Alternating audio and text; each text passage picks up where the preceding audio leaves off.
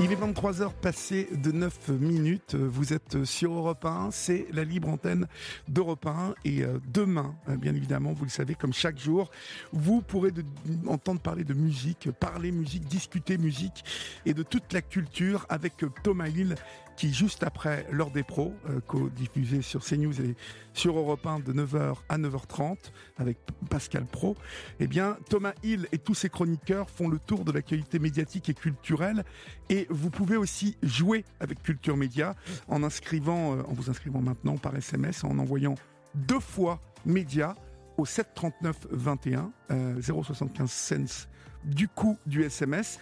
Demain, Thomas Hill reçoit André Manoukian en spectacle dans toute la France. Et vous aurez en plus parmi les chroniqueurs demain de Thomas Hill, l'excellent Joe Hum, qui participe souvent le vendredi à l'émission de Thomas.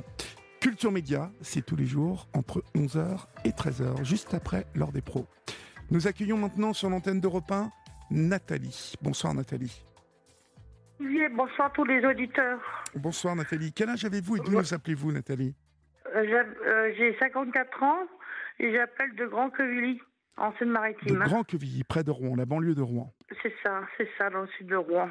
Qu'est-ce qui vous amène Nathalie, dites-moi? C'est-à-dire que je viens de perdre quelqu'un qui m'est très cher. Oui. Il est décédé courant mars. J'ai appris par sa sœur qui habite à Paris. Voilà, c'est une personne que j'aimais beaucoup et que j'aime toujours beaucoup parce que pour moi, elle est près de moi, quoi. C'est quelqu'un que j'ai rencontré dans un centre thérapeutique de jour, Oui. qui était malade comme moi psychologiquement, quoi. Oui, oui. Mais il n'y avait pas l'air malade parce que c'était quelqu'un vraiment... c'était un artiste, c'était un guitariste. Et pour moi, ça représentait un peu mon papa. C'est-à-dire, il était né dans le même mois que mon papa. Oui. Mon papa était né 18 mai, lui était né le 11 mai. Il s'appelait Claude, mon ami. D'accord. C'était un peu mon papa. C'était mon papa. Et c'est vrai que, comme là, il y a beaucoup de points communs avec mon papa que j'ai perdu à l'âge de 14 ans. Beaucoup de choses qui ressemblent. Comme là, j'avais une grande tante d'origine belge du côté de mon papa biologique qui s'appelait Yolande, sa sœur avec l'autre s'appelle Yolande, que je voudrais garder le lien avec parce que vraiment, ils étaient une fratrie de 8 enfants. Oui.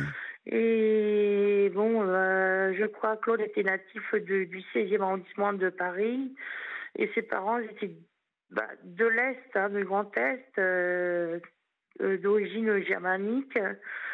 Et et c'est vrai que c'est quelqu'un que je connais depuis 12 ans.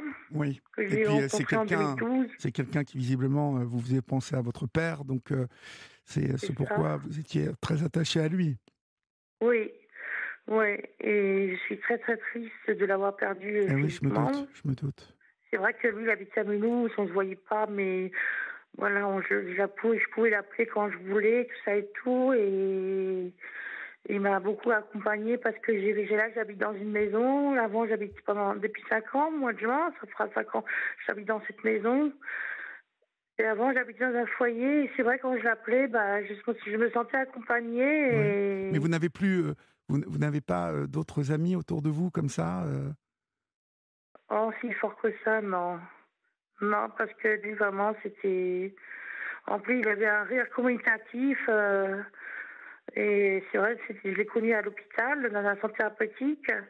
Lui, il avait une maladie amnésique suite à un accident de voiture. Et moi, je suis atteinte de schizophrénie et de dépression chronique. J'ai été diagnostiquée quand j'habitais dans l'Est. Oui. Parce que moi j'ai pas mal voyagé dans toute la France, déménagé dans beaucoup de régions. Et c'est vrai que c'est quelqu'un vraiment, les infirmiers nous accompagnaient, s'arrangeaient pour qu'on déjeune ensemble à la cantine. Et j'étais vraiment... Et puis quand j'habitais à Mulhouse, je faisais venir de temps en temps chez moi, manger une pâtisserie, puis boire...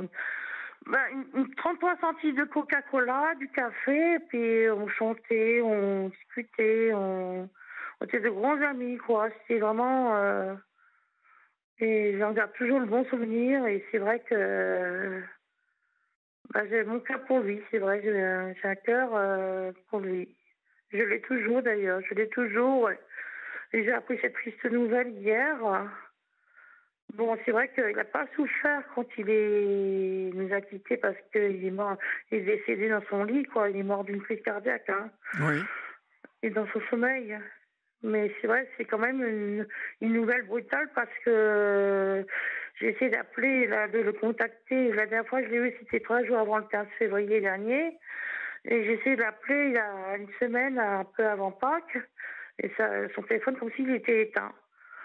Et j'ai appris cette triste nouvelle hier soir par sa sœur qui habite à Paris dans le 14e.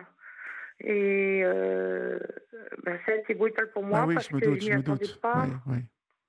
C'est brutal pour moi parce que c'est comme si je perdais mon deuxième papa, sur le dos, vous voyez, un Je papa comprends, sur je le comprends. dos. Et Je c'est dur comprends. pour moi. Mais Et il va vous falloir être très courageuse, hein, ma chère Nathalie, parce que maintenant, bien évidemment, euh, il va vous falloir penser à lui dans le côté positif des choses. Vous essayez de vous rappeler des moments les plus gais que vous avez pu passer avec lui. Essayez d'être dans le souvenir heureux. Et puis, il n'était plus tout jeune, malheureusement, et ainsi va la vie. Donc, vraiment, je vous souhaite plein de courage et vraiment d'être au plus proche de lui dans la pensée. On vous embrasse bien fort, en tout cas. Et puis, merci pour votre appel sur l'antenne d'Europe 1. On vous embrasse, Nathalie. Au revoir.